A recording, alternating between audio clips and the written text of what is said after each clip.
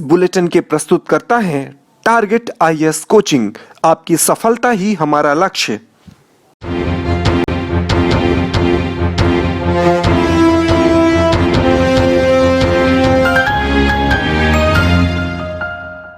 नमस्कार, आप देख रहे हैं रीवा दर्शन। मैं सचेता बघेल आपके साथ। आइए जान लेते हैं क्या है आज की प्रमुख खबरें। श्याम शाह मेडिकल कॉलेज में आयोजित की जा रही 7 दिवसीय खेलकूद प्रतियोगिता। कोविड-19 महामारी से बचाने वाली वैक्सीन के संबंध में जागरूकता फैलाने की मैराथन रेस। भारत सरकार द्वारा पेश किए गए आम बजट की खूबियां बताने भाजपा सांसद जनार्दन मिश्र, प्रदेश महामंत्री व भाजपा जिलाध्यक्ष ने की संयुक्त पत्रकार वार्ता। Union bank officer association unit की अहम बैठक संपन्न। अपनी समस्याओं के संबंध में ध्यान आकृष्ट कराते हुए बैंकों के प्राइवेटीकरण का जताया विरोध। और पीके स्कूल के समीप नाले में मिली एक अज्ञात व्यक्ति की लाश। आइए जान लेते हैं इन खबरों को विस्तार से।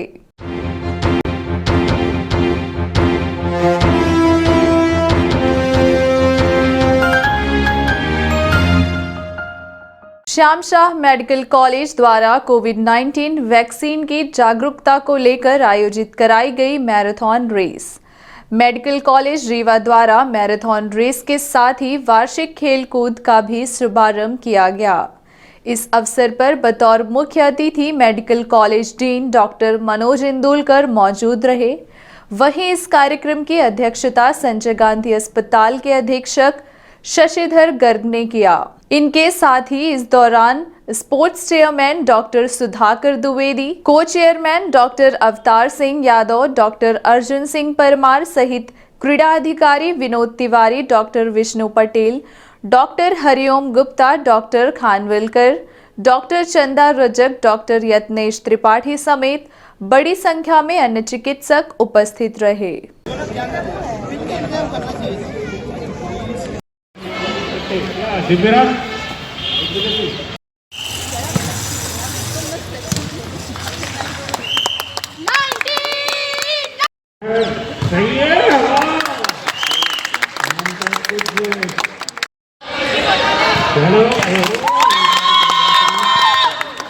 इस वार्षिक समारोह की शुरुआत मैराथन रेस से हुई, जो मेडिकल कॉलेज से शुरू होकर रीवा शहर के विभिन्न मार्गों से होते हुए सैनिक स्कूल तक पहुंची।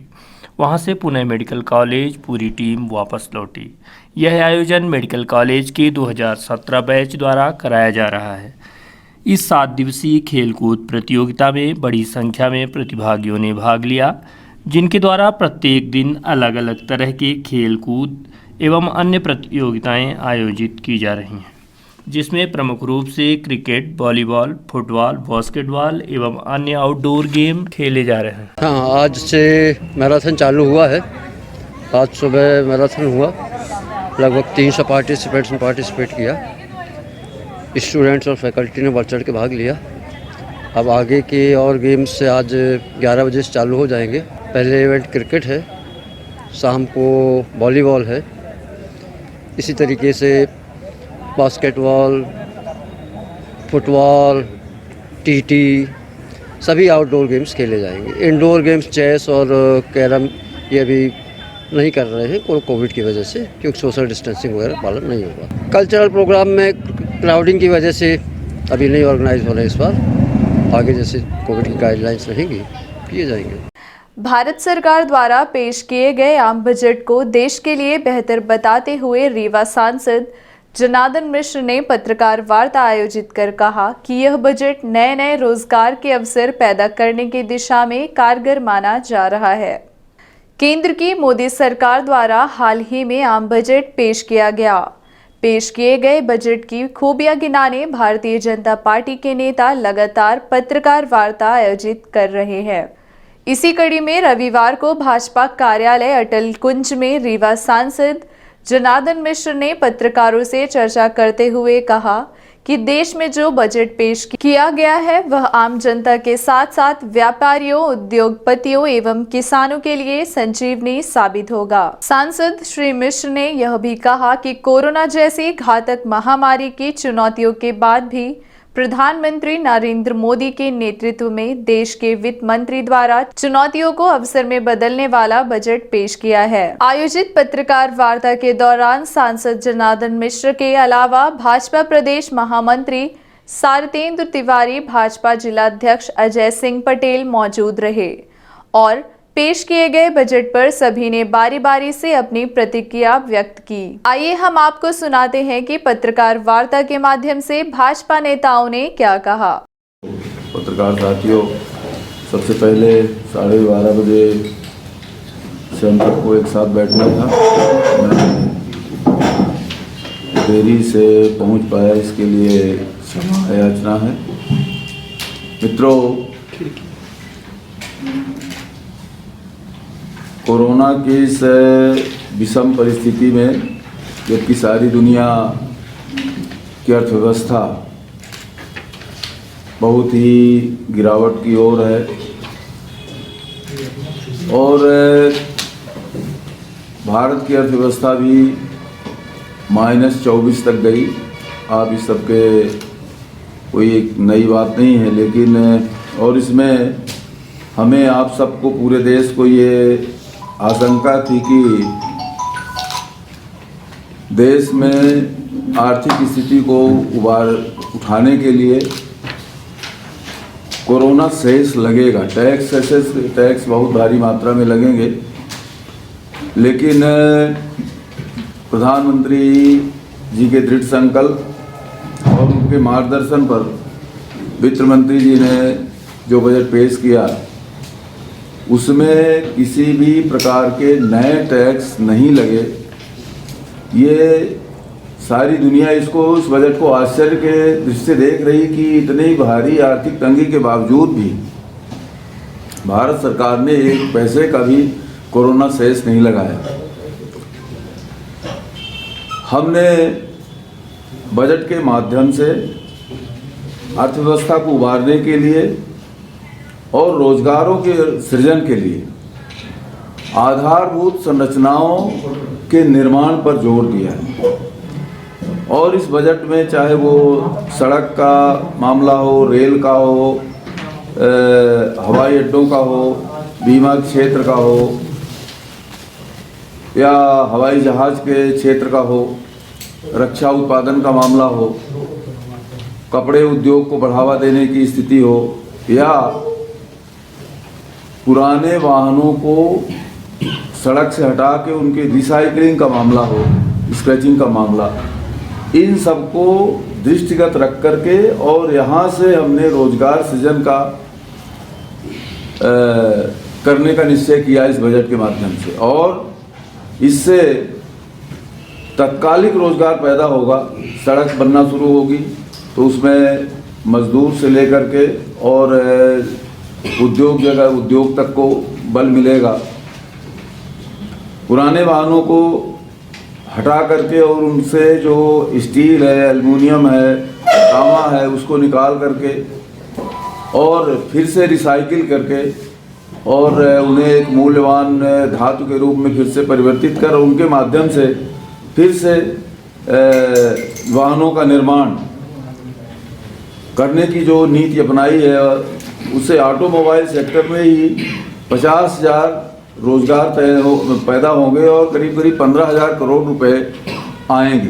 तो इस तरह से मैंने एक उदाहरण में दे रहा हूँ। बाकी स्वास्थ्य के क्षेत्र में जिस तरह से 137% का इजाफा हुआ बजट में, वो अपने आप में अभूतपूर्व है। और वो केवल स्वास्थ्य सेवाओं में ही नहीं, उसमें भी रोजगार का सृजन होगा। कृषि के क्षेत्र में एक ऐसी अफवाह फैली कि बजट को पढ़ने के तुरंत बाद जो लोगों के कमेंट आए कि तो जो है पेट्रोल और डीजल में टैक्स लगा दिया है, इसलिए पेट्रोल और डीजल की कीमतें बढ़ेंगी सेस के माध्यम से। पर आपने देखा कि एक नए पैसे की वृद्धि पेट्रोल और डीजल में नहीं हुई और वो जो 4% का सेस है वो भी एग्रीकल्चर के क्षेत्र में जाएगा और उससे आधारभूत संरचनाओं का और कृषि सेक्टर को बढ़ाने में मदद मिलेगी। इसके लिए 19 लाख करोड़ रुपए के ऋणों की व्यवस्था की गई है।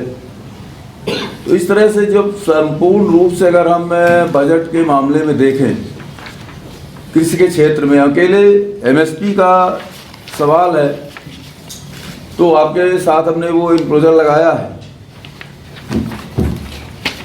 13-14 में कपास की एमएसपी की खरीदी 90 करोड़ रुपए की हुई, और आज अब इस वर्ष अभी खरीदी हो रही है 25,000 करोड़ रुपए से ऊपर की एमएसपी में कपास खरीदी गई। दाल, धान, गेहूं, तिलहन का भी है कि वो किसी में 200% के एमएसपी बढ़ी है, किसी में 400% एमएसपी बढ़ी है। तो इस तरह से हमने एमएसपी के माध्यम से किसानों की फसल खरीदने का, उनको उचित मूल्य मिले, इसकी व्यवस्था की। 1000 मंडियों को हम ई-नैम प्लेटफार्म से जोड़ रहे हैं, उससे इन मंडियों की व्यावसायिक क्षमता बढ़ेगी और किसानों को उचित मूल्य मिलेगा। इस तरह से किसानों और 39,000 करोड़ रुपए अतिरिक्त हमने व्यवस्था की है 38,000 करोड़ रुपए की, कि जिससे कृषि क्षेत्र का इजाफा हो, कृषि क्षेत्र की गतिशीलता बढ़े। तो इस तरह से ये बजट जो है रोजगार मूलक और देश की प्रगति को निर्धारित करने वाले जो बिंदु हैं उनको सबको हमने मजबूत करने का काम किया है। और प्रधानमंत्री का जो संकल्प है कि आत्मनिर्भर भारत, आज ये कहा जा रहा है कि वो मोबाइल की कीमत बढ़ेगी, चार्जर की कीमत बढ़ेगी। 2014 के पहले इस देश में केवल 2 मोबाइल कंपनियां थी, आज 200 से ऊपर हो गई। हमने विदेशी चार्जर और विदेशी मोबाइल सेट पर टैक्स लगाया है, लेकिन देसी मोबाइल सेट, देसी चार्जर पर किसी तरह का कोई टैक्स नहीं है। हमने आयात शुल्क बढ़ाया है, इसी तरह से विदेशी धागे में आयात शुल्क बढ़ाया है। और इस वजह से जो देसी सूती कपड़े का उद्योग है, चाहे वो खेती का किसान का मामला हो या फिर कपड़े बनाने वाली फैक्ट्रियों का मामला हो, कामगारों का मामला हो, इससे बढ़ेगी। गन्ने के सीरे से 20% हमने उसको पेट्रोल और डीजल में मिलाने का प्रस्ताव रखा है, और इससे जो गन्ना उद्योग जो है, चीनी उद्योग, वो सफ़र कर रहा है, उसको बहुत बड़ी ताकत मिलेगी। और गन्ने के किसानों के भुगतान की जो गन्ना मिलों देरी कर रही हैं, उसमें जो कठिनाई है वो दूर होगी। तो इस तरह से कृषि के क्षेत्र में भी हमने कई तरह के प्रयोग करके इसे मजबूत करने का प्रयास किया है। जहाँ तक रीवा का मामला है, रीवा सिंगरौली रेलवे लाइन के लिए 358 करोड़ रुपए, रीवा से सतना के रेल के दोहरीकरण के लिए भी 58 करोड़ रुपए, इस तरह की व्यवस्था केंद्र सरकार ने की है। और मुझे आशा है कि इस बजट से देश का और रीवा का भी विकास होगा, और हम सब लोग इस महामारी के बावजूद भी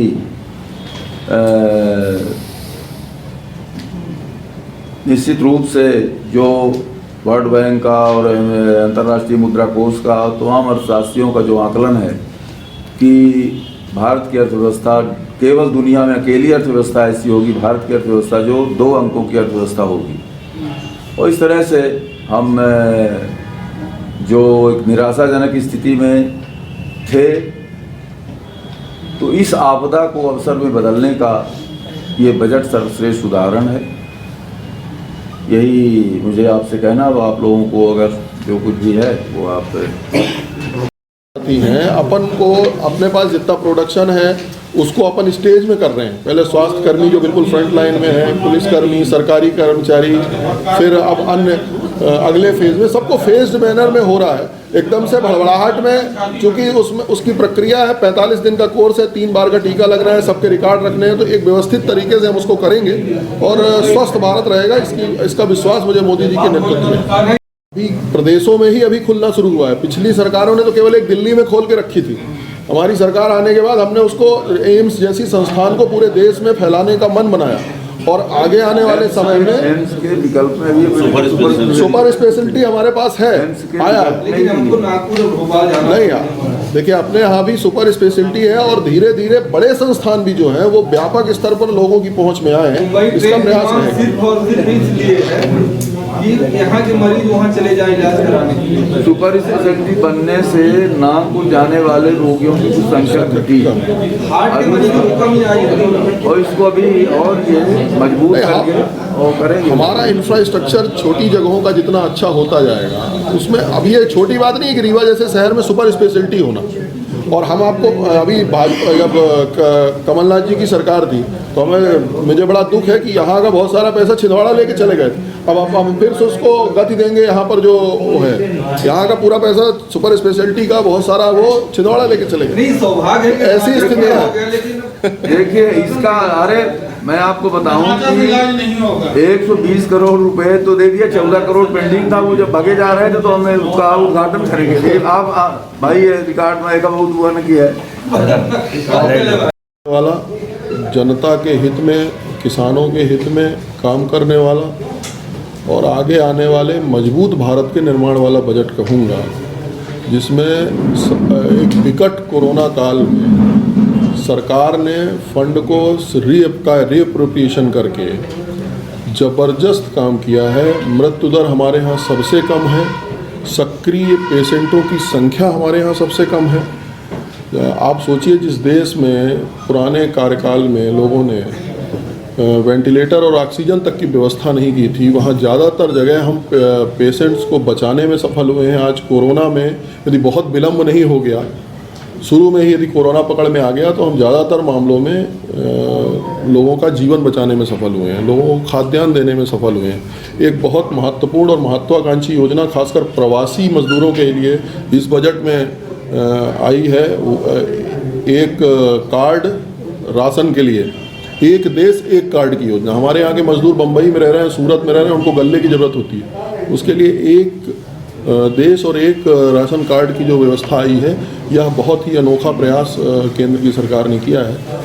इंफ्रास्ट्रक्चर के सेक्टर में प्रमुखता रहने वाली है। बहुत सारे हेल्थ सेंटर खुलने वाले हैं।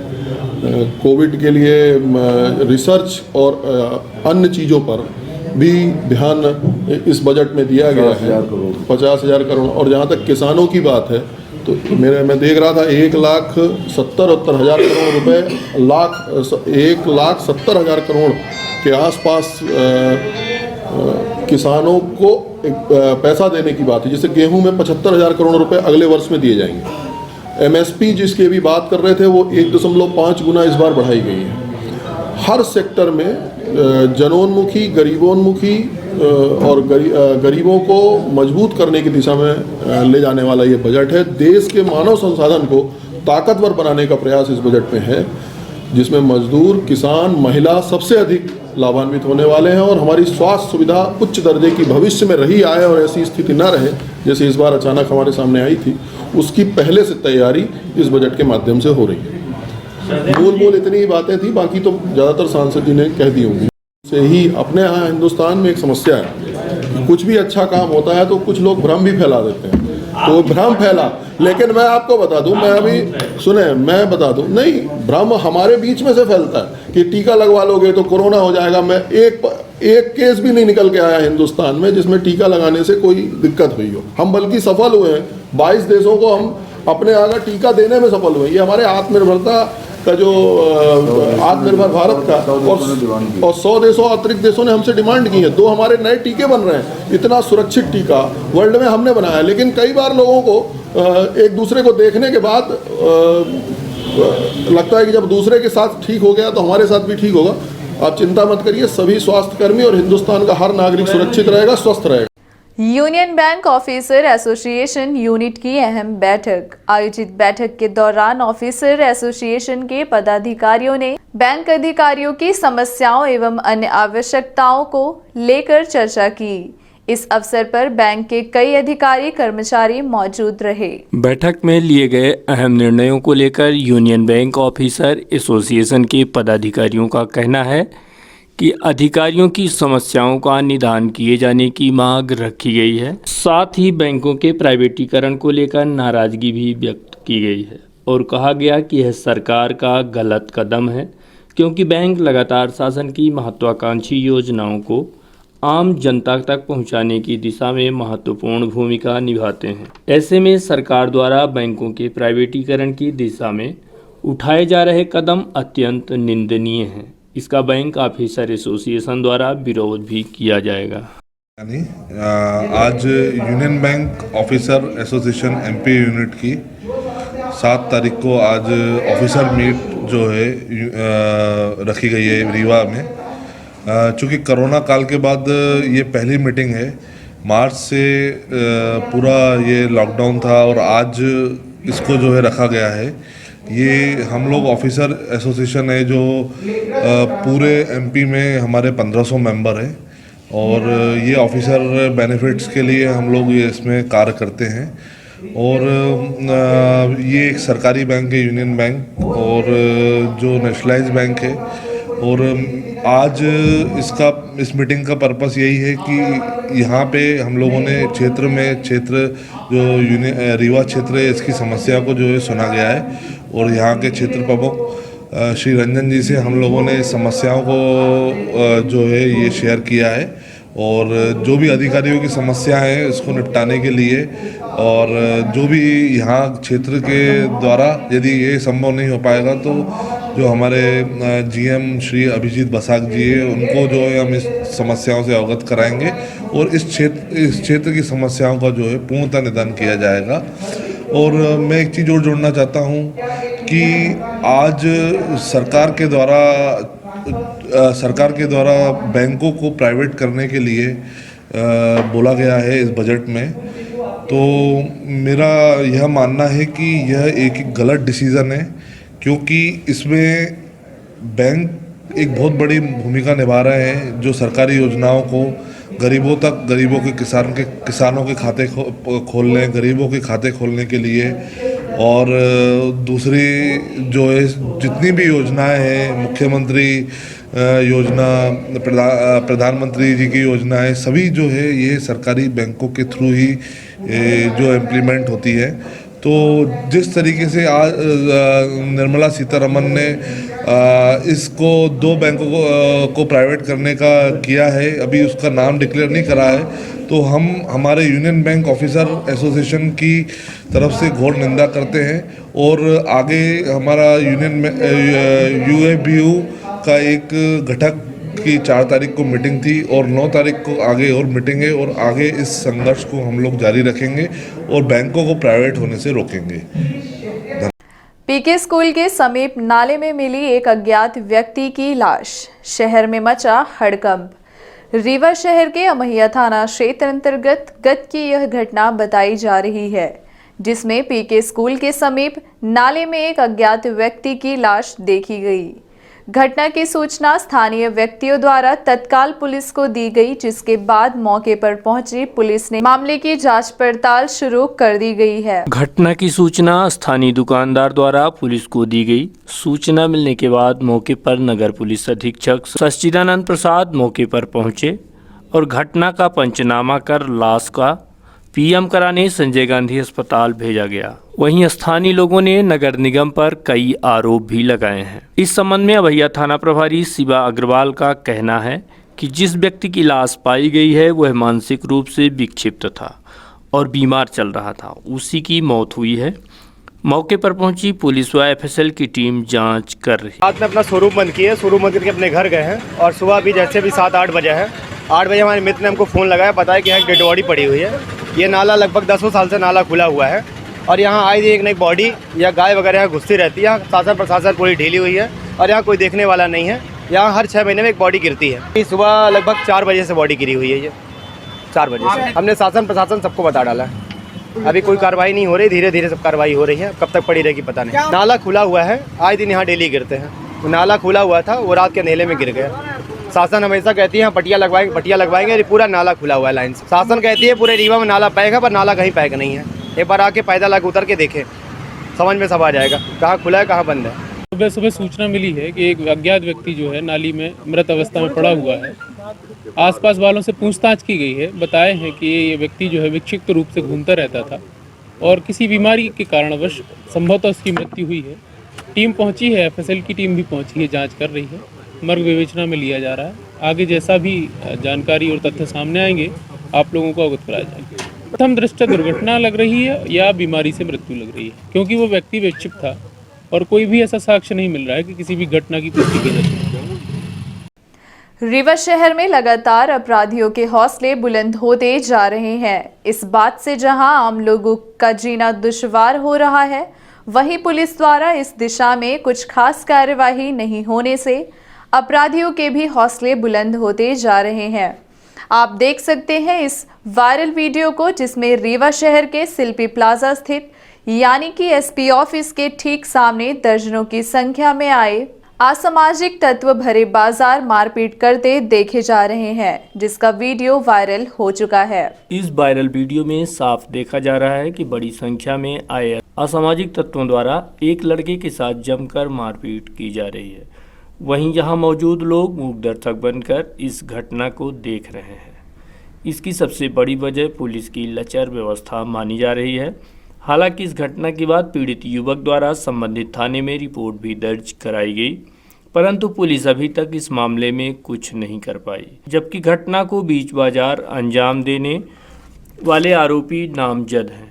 सर मैं गांव से आया था सामान लेने के लिए यहाँ शिवाजी नगर, तो सर यहाँ पे शिवे प्लाजा A ब्लॉक के पीछे गया तो कुछ लड़के आए तो मेरे को मारे पीटे, मेरा पैसा भी छुड़ा ले गए 15,000 रुपये। फिर उसके बाद में यहाँ जी सर मंटो मिश्रा, अमन ठाकुर, शिवम पांडे, रितु उर्फ रितेश ठाकुर, अमन ठाकुर, फैजल खान और कौन सा आदर्श पांडे, मैदानी, सर कुछ करहिया के हैं, कुछ ढेकहा के हैं और कुछ यहीं जैस्तम के हैं, कुछ ये विंध्या हॉस्पिटल के पीछे। सर ये बोले कि तुम मतलब कोई रिपोर्ट उनकी हुई होगी तो उसमें बोले तुम वो गवाही हो, और मैं गवाही नहीं था और मेरे को ऐसा कुछ कोई घटने के बारे में जानकारी नहीं। शुभारंभ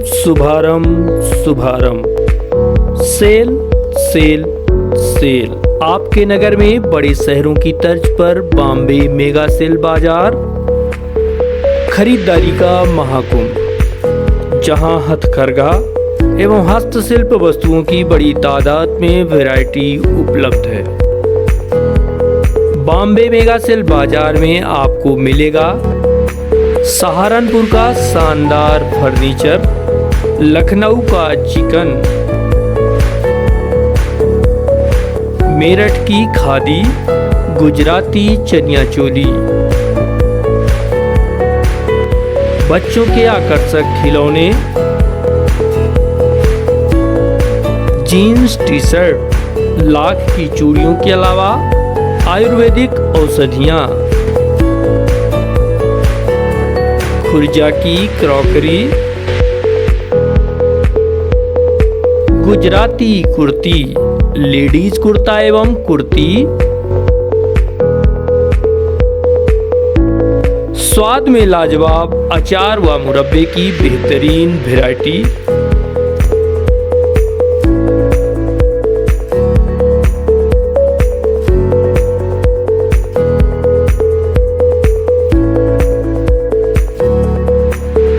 साथ ही अनेकों घर गृहस्थी के सामान उपलब्ध हैं। स्थान खुटी ही मस्जिद, स्नेह पेट्रोल पंप, संस्कार marriage garden, university road, Rewa. Mobile number 7870049262, 7486-8586-8423-017819। समय सुबह 10 बजे से रात 9 बजे तक, प्रत्येक दिन तो जल्दी पधारें और आकर्षक दरों पर बेहतरीन कलेक्शन का लाभ उठाएं। समय सीमित है तो मौका हाथ से जाने न पाए और बेहतरीन क्वालिटी के साथ आकर्षक दरों पर खरीदारी का लाभ उठाएं। ऐसा मौका बार बार नहीं मिलता।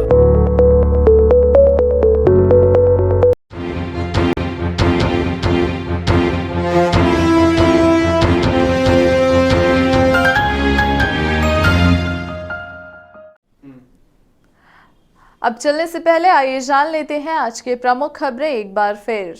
श्याम शाह मेडिकल कॉलेज में आयोजित की जा रही 7 दिवसीय खेलकूद प्रतियोगिता, कोविड-19 महामारी से बचाने वाली वैक्सीन के संबंध में जागरूकता फैलाने की मैराथन रेस, भारत सरकार द्वारा पेश किए गए आम बजट की खूबियां बताने भाजपा सांसद जनार्दन मिश्र, प्रदेश महामंत्री व भाजपा जिलाध्यक्ष ने की संयुक्त पत्रकार वार्ता, union bank officer association unit की अहम बैठक संपन्न। अपनी समस्याओं के संबंध में ध्यान आकृष्ट कराते हुए बैंकों के प्राइवेटीकरण का जताया विरोध और पीके स्कूल के समीप नाले में मिली एक अज्ञात व्यक्ति की लाश।